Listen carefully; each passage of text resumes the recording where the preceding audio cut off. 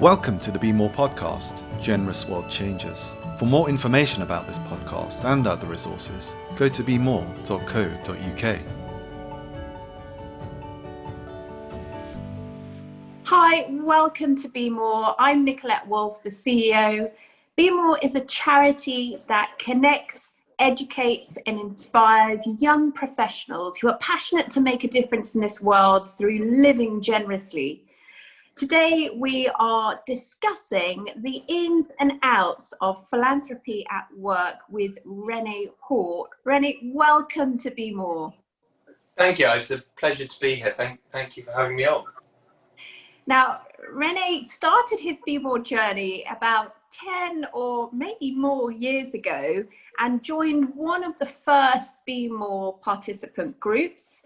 He's then mentored quite a few BeMORE groups as well. He's a funder for BeMORE, and he has also recently completed a BeMORE at his workplace in Hoares Bank. Now, Rennie is part of the partnership at Hoares Bank. He's actually head of philanthropy there. He also has oversight of the bank's trustee services. This includes the bank donor advised fund, the DAF, and also the Master Charitable Trust. I'll just say a bit more about you, Rennie. You recently, I think maybe right now, are just about or due to become chairman of Philanthropy Impact. So congratulations for that. And your particular interest is mentoring the next generation of philanthropists. So it gives me great pleasure to talk to you today and for you to just shed some light on the current climate of philanthropy, particularly for the BeMORE community, who are, as we see, the next generation of philanthropists, but also talk about your experience and how you moved through BeMORE at Work at Hoares Bank. So, without further ado, Rennie, it's over to you. I'd love to just ask you, just share why philanthropy means so much to you and your journey. Thank you, Nicolette, and thank you for that introduction. I think certainly it's been a long-standing commitment to BeMORE, and it's been absolutely fantastic. I saw that as one of the earliest bits and the formative stages of why and how I got involved with philanthropy.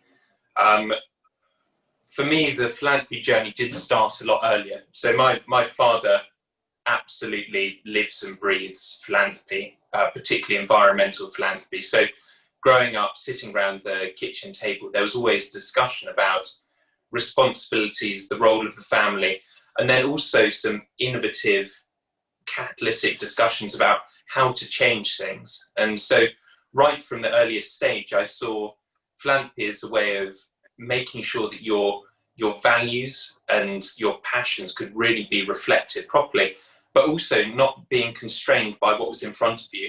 If there are things you wanted to change or things you wanted to develop, philanthropy was an amazing tool for doing that. That's amazing. What a heritage that you come from and that you now bring forward into your career. So given your unique perspective of head of philanthropy at Hoares Bank, I think you are probably very face-to-face and front line with all the challenges of giving at the moment within this challenging global economic climate. And I'd just love to find out what you think are the challenges of giving at this time. I think there are, on the charity side, there's clearly an identified need that the income that they're expecting is not coming through, and that's from a number of different causes. One is that if they had revenue producing shops or other diversifying factors that meant that they weren't relying on grant funding, these things have stopped or have been seriously impaired. So charities like Royal Trinity Hospice, they've got 180 charity shops across the UK.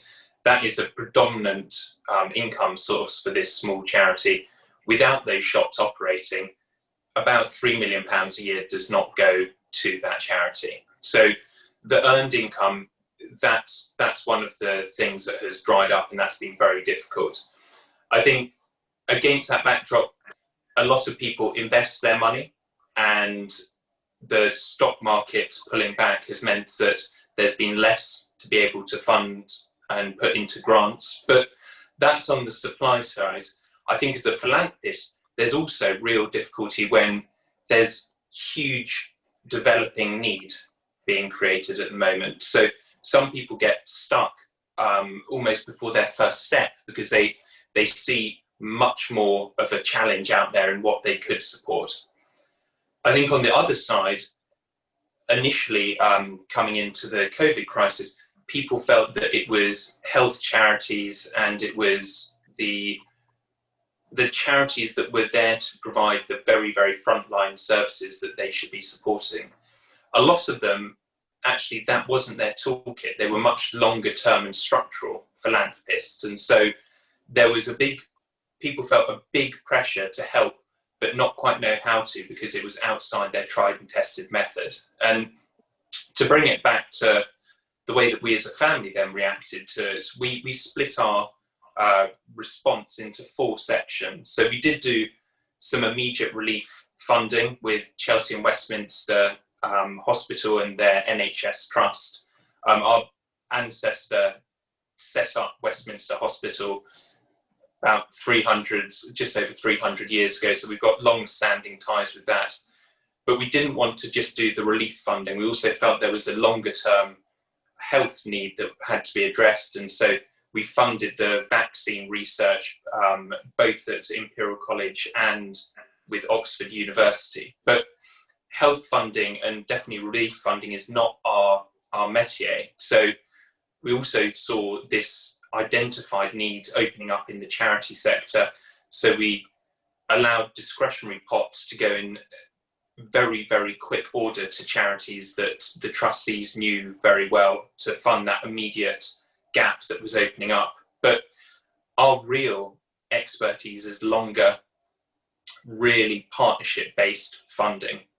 And so those 3 blocks, yes, we put resources, we put efforts into them, but not at the expense of the longer term grant funding. And so our 4th component of structural partnerships of at least 2 to 3 years are also in place, and we recommitted to those charities. So I think that's the way that we took this complex problem and put something in place that suited us. Wow, that's amazing. I mean, the thing that comes to my mind is risk. Many of these charities we hear sadly are folding and are predicted to fold due to this uncertain time.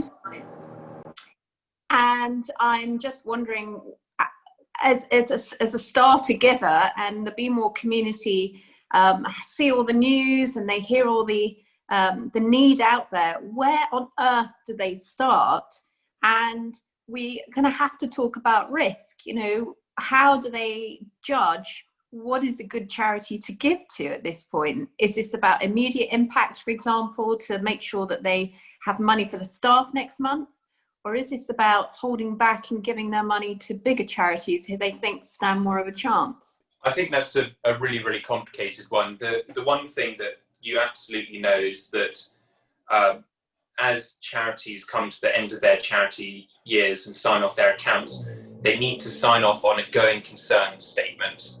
So under their accounting practices, they have to say that they will continue to be a going concern, and the trustees sign off on that. So charities that have come through the end of their year and publish accounts have had to have a long, hard think about their viability for the next year. So right at that extreme level of, is the charity going to fold or not, you can at least have some degree of assurance if you can go back and you can see their accounts and you can see COVID a going concern statement that references COVID and it still feels it's going to be viable. The decision though then to support something smaller or larger, I think actually there's need at both levels, and larger charities we've certainly found as grant funders, that we've had larger charities that would not have come to us before, and there is real need there. So you have some charities that usually they have an income of 90 million a year, and they have a 50-60 million pound shortfall. I mean, we're talking very, very big numbers here. So that puts big charities at risk, and small charities equally. There's been an absolutely and probably incorrect fixation on the lowest possible reserves, because it shows then that a charity is highly efficient. I've never particularly liked it as a metric, but what it now means at points of stress is these small charities just don't have the financial resources and firepower behind them to be able to see them through. So not trying to paint too bleak a picture, but I think it's about any area that you go into, there will be a degree of risk. And what I come back to when thinking about what grants I'd like to make is it's trusting people. And so it's making contact with the charity and finding people that you trust and you can form a relationship with. And that is possible across all of the different size spectrum, from a micro charity all the way up to the very biggest ones. I think you're absolutely right, Rennie. It is all about trusting those that you partner and give to. And this is about forming relationships where there is, in a sense, mutual benefit. You can support them and gain the satisfaction of knowing that your money will create good and sound impact. Just for the BeMORE community, in order to access the charity's annual accounts, you can go onto the Charity Commission website. Any charity in the UK should be registered on that site, and you can pull up their annual accounts every year and get a really good feel of what they're doing, what their vision is, what their impact has been in the past and moving into the current year or the future year as well. That's brilliant. Now, just one more question, if I may. In this time where many of our BeMORE communities' jobs might be under threat, and obviously we're moving into another potential lockdown of sorts, why is it so important that they give right now? Well, I think there's absolutely huge need. And what we're talking about is it doesn't have to be massive amounts of funding. It's almost that collective effort to help. And so doing what you can actually makes a massive difference. Also, looking at it as just financial resources completely misses the point. I think people have convening power, people have influencing power, people have the ability to shape things and really help out beyond just financial resources. And all I would do is to make people just stretch themselves and think a bit harder about what can I bring to bear to help in these really difficult times. And just doing something, I think, gives you the experience of really understanding an area to a much greater degree. And because of that, you will then become a much better practitioner in supporting your particular cause. That's brilliant. Thank you so much, Rennie, for that.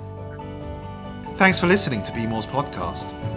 If you would like to partner with us in advancing the generosity movement, you have the opportunity to give at bemore.co.uk/give.